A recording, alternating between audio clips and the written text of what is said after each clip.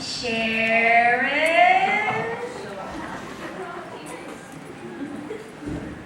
Kathy.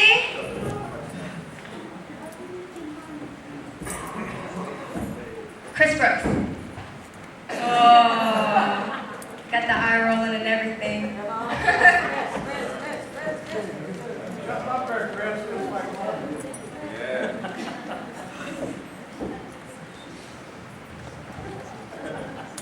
So, hi. We're going to read a little story and have a little interaction today. It's going to be a little different.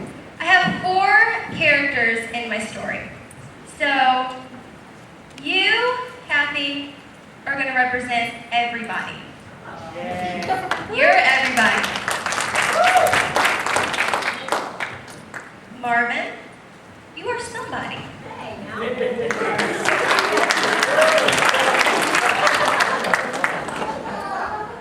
Sharon, you are anybody. And Chris Brooks, I'm very sorry to have to say, but you are nobody.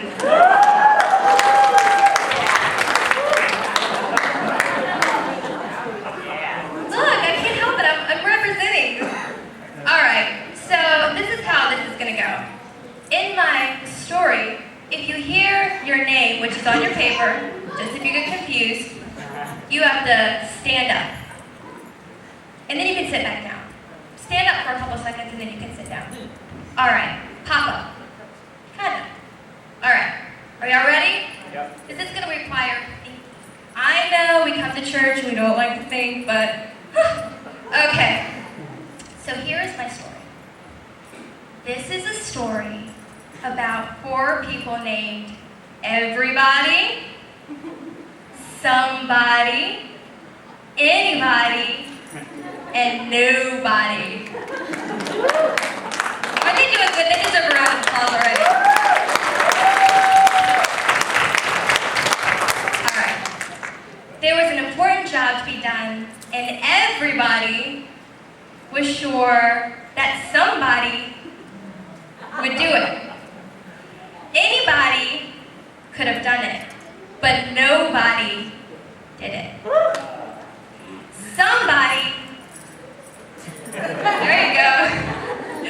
Somebody got angry about that because it was everybody's job. Everybody thought anybody could do it, but nobody realized that everybody wouldn't do it.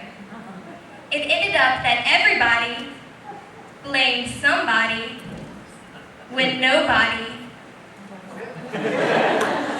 did what anybody could have done. Do you want me to do that again? Yeah. All right. Y'all can just sit down for this one. All right. I'll go over this one more time. Choir's thinking.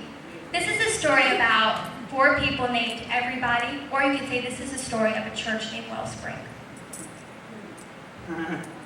There was an important job to be done, and everybody in the church was sure that somebody in the church would do it. Anybody in the church could have done it, but nobody in the church did it.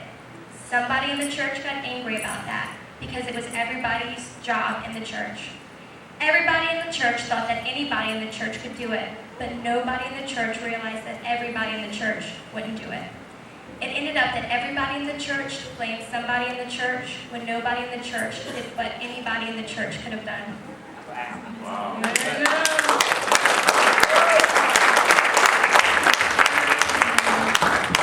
So this is just my quick little thought, church. You can't keep looking at everybody else when the Lord has given you the resources to do what needs to be done. It's like you are not only do you have the resource, but you essentially are the resource. So I know that we've heard this before about that's giving, but in tithing, you have to look at it as when we tithe, we have to remember that we're not just giving God 10%, He actually is giving us 90%. 1 Peter 4:8-11 says, "Love makes up for practically anything. Be quick to give a meal to the hungry, a bed to the homeless. Be generous with the different things God gave you, passing them around so everyone gets in on it. If words, let it be God words. If help, let it be God's hearty help. That way, God's bright presence will be evident in everything through Jesus, and he'll get all the credit as the one mighty in everything. The Lord isn't going to require you to give what you don't have, but he is going to require you to give what you do have. So let's give and let's do it cheerfully. Amen. Thank you, volunteers.